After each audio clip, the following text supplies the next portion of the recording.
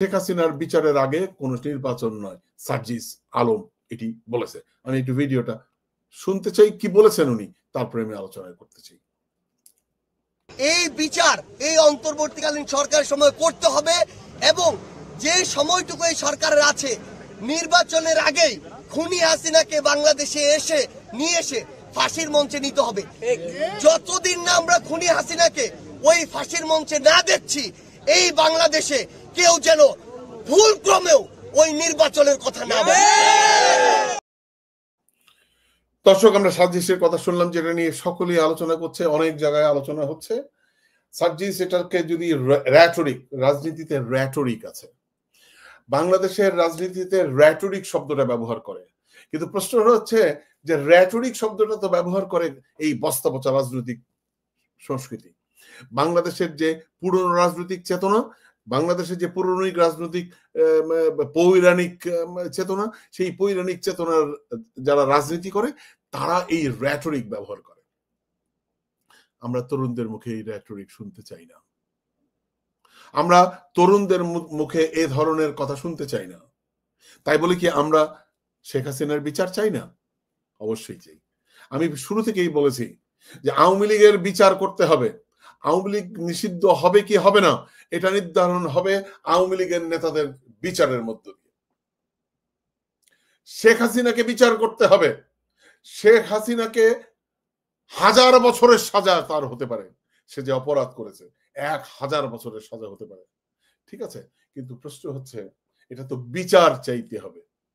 আমরা এটা বলতে পারি না বিচারে কি হবে, ঠিক আছে, বিচারে কি হবে আমরা এটা বলতে পারি না। আমরা বলতে পারি আমরা তার বিচার চাই, অবশ্যই বিচার চাই। আমি শেখ হাসিনার বিচার চাই, আমরা শেখ হাসিনার বিচার চাই। আমরা শেখ হাসিনাকে মানে জেলখানার অন্তরীণ অর্থাৎ ভেতরে কাট মানে আপনার 14 শিকের ভেতরে দেখতে চাই। মানে এ নিয়ে কোনো সন্দেহ থাকার কিছু নেই, কোনো অবস্থাতেই সন্দেহ করার কোনো সুযোগ নেই। আমরা শেখ হাসিনাকে কারা অন্তরীণ দেখতে চাই, আমরা শেখ হাসিনাকে জেলখানার 14 শিকের ভিতরে দেখতে চাই।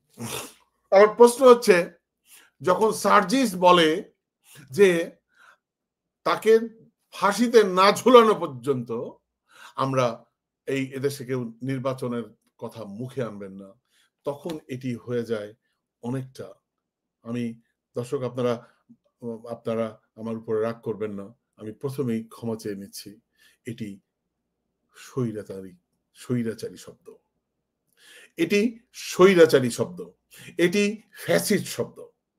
কারণ আমরা তার বিচার চাই।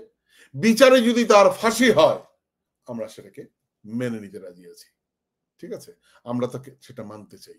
অর্থাৎ প্রথমে আমরা তার বিচার চাই। আমরা তো তাদের বিচারই শুরু করতে পারিনি। এই 7 মাসে এই সরকার এই ফ্যাসিস্ট লুটেরাদের বিচারই করতে পারেনি, বিচারই দাঁড় করাতে পারেনি, আরো নাকি 1.5-2 মাস সময় লাগবে। এখন প্রশ্ন হচ্ছে তারপরে বিচার কার্য শুরু হবে। এই বিচার কতদিন চলে আমরা জানি না। তাহলে কি ততদিন আমরা নির্বাচনের জন্য বসে থাকবো? ততদিন এদেশে নির্বাচন হবে না? ততদিন তাহলে এই দায়িত্ব মানে আমাদেরকে যখন কথা বলতে হবে, আমরা যখন কথা বলবো, আমরা দেখেছি যে এই বস্তা পচা, আমি আবারও বলি, বস্তা পচা রাজনৈতিক নেতারা যে ধরনের কথা বলে, আস্ফালন দেয়, তরুণরা সেই আস্ফালন দেবে না। তরুণরা সেই আস্ফালন দেবে কেন? এই আস্ফালন তরুণদের মুখ থেকে বেরোবে কেন? ঠিক আছে, এটি আমি বলতে চাই যে শেখ হাসিনার বিচারের সাথে নির্বাচনের কোনো সম্পর্ক নেই। হ্যাঁ, অনেকে বলছেন যে আমরা কি তাহলে সংস্কার চাই না? সংস্কার ছাড়াই কি নির্বাচনে যাব? না, আমি আপনাকে একটা পোস্টার দেখাতে চাই, যে এই পোস্টারটিতে আমি সর্বপ্রথম 5ই আগস্টের পরে আমি সর্বপ্রথম প্রশ্ন করেছিলাম সংবিধান সংস্কার ছাড়া মানবিক রাষ্ট্র বিনির্মাণ কতটুকু সম্ভব। এবং সেখানে সেই ভিডিওতে আপনারা দেখেছেন অনেকে, সেই ভিডিওতে আমি পরিষ্কার করেছি যে একটি মানবিক রাষ্ট্র যদি আমরা বলি, একটি গণতান্ত্রিক রাষ্ট্র যদি আমরা বলি, এই সংবিধান, যে সংবিধানটা এখন আছে, এই সংবিধান দিয়ে সম্ভব না। তাহলে কি করতে হবে? তাহলে এই সংবিধান সংশোধন করতে হবে, তাই তো? এখন প্রশ্ন হচ্ছে, এর জন্য তো রাজনৈতিক কমিটমেন্ট লাগবে, এর জন্য রাজনৈতিক প্রক্রিয়া লাগবে। এই প্রক্রিয়া, এই তত্ত্বাবধায়ক সরকার, এই অন্তর্বর্তীকালীন সরকারের পক্ষে কি সংবিধান সংশোধন সম্ভব? সম্ভব না। তাহলে একটি রাজনৈতিক শক্তি লাগবে, একটি রাজনৈতিক কাঠামো লাগবে। এই রাজনৈতিক কাঠামোর মধ্য দিয়েই তো আমরা সংবিধান সংশোধন করব। এবং আপনাদের মানে জানিয়ে রাখি দর্শক, আপনাদেরকে জানা দরকার, অনেকেই জানেন, তারপরও জানাতে চাই, সেটি কি, নাগরিক টিভি সর্বপ্রথম আমি দায়িত্ব নিয়ে বলছি, আমরাই সর্বপ্রথম সংবিধান সংশোধন করতে হবে বলে একটি অনুষ্ঠান শুরু করেছিলাম, যে অনুষ্ঠানটার নাম ছিল নাগরিক ও রাষ্ট্র ভাবনা। আমরা যখন এই বিতর্ক শুরু করেছিলাম, আমরা যখন এই কথাগুলো বলতাম, অনেকেই আমাদের এই অনুষ্ঠানে এসছেন, অনেক রাজনৈতিক নেতা, অনেক এক্সপার্টদেরকে আমরা এনেছিলাম।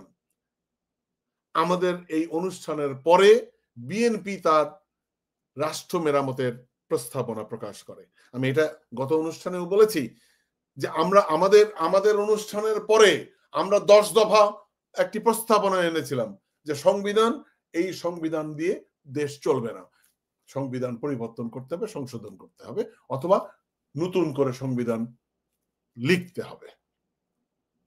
সো যখন রাষ্ট্র মেরামতের প্রস্তাবনা বিএনপি দিল, তখন আমরা তারেক রহমানকে, আমি এবং নাজমুস সাকিব, ধন্যবাদ জানানোর জন্য ইংল্যান্ডে গিয়েছিলাম, তার সাথে মিট করেছিলাম।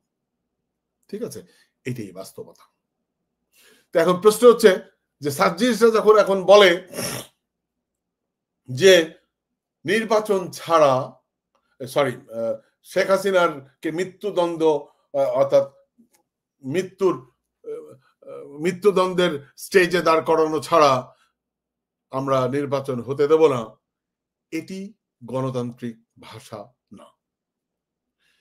এখন তরুণদের মুখে যদি গণতান্ত্রিক ভাষা না শুনি আমরা, তরুণরা যদি বস্তাপতা রাজনৈতিক নেতাদের মতো রেটরিক শব্দ ব্যবহার করে, তাহলে তো আমরা হতাশ হওয়া ছাড়া আমাদের আর কিছুই করার নেই।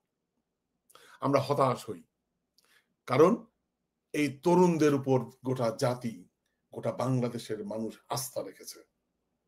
এই তরুণদের উপর আমাদের আস্থা আছে, মানুষের আস্থা আছে। এই তরুণরাই পারবে এই বাংলাদেশের আমূল পরিবর্তন করতে, এই তরুণরাই পারবে বাংলাদেশের রাজনীতির পরিবর্তন করতে, এই তরুণরাই পারবে বাংলাদেশের সংবিধানের পরিবর্তন করতে, এই তরুণরাই পারবে বাংলাদেশকে তার নতুন দিশায় নিতে। তাহলে যখন এই সার্জিসরা এই ধরনের কথা বলে, তখন তো কষ্ট লাগে। আপনি তো দায়িত্ববান ব্যক্তি, আপনি তো মানে প্রধান সমন্বয়ক উত্তরবঙ্গের ব্যাপারে আপনি একটি বড় দায়িত্ব নিয়েছেন। আপনি যখন এই কথাগুলো বলেন, তখন ভেবে চিন্তে বলতে হবে। অনেকে হয়তো অনেক ধরনের কথা বলবেন, অনেকে আমরা জানি যে অনেকে অনেক সার্জিসকে আপনারা অনেকে ভালোবাসেন, হাসনাতকে ভালোবাসেন, আমিও তাদের ভালোবাসি, কিন্তু তারা যদি ভুল করে সেগুলো আমরা ধরিয়ে দেব, এবং এটি ধরিয়ে দিয়েছি এবং এটি ধরিয়ে দেব। তার কারণ আমরাই একমাত্র প্ল্যাটফর্ম, আমরা শেখ হাসিনাকে পরোয়া করি নাই, আমরা শেখ হাসিনার চোখে চোখ রেখে কথা বলেছি, আমরা শেখ হাসিনাকে মাদার অফ মাফিয়া বলেছি। ঠিক আছে, আমরা শেখ হাসিনার সর্বোচ্চ সাজা নিশ্চিত করতে চাই। আমরা শেখ হাসিনাকে বাংলাদেশে এনে তাকে বিচারের কাঠগড়ায় দাঁড় করাতে চাই। ঠিক আছে, কেউ যদি এখন মায়া কান্না করেন, কেউ যদি উল্টা পাল্টা কথা বলেন আমাদের সম্পর্কে, সাবধান। ঠিক আছে।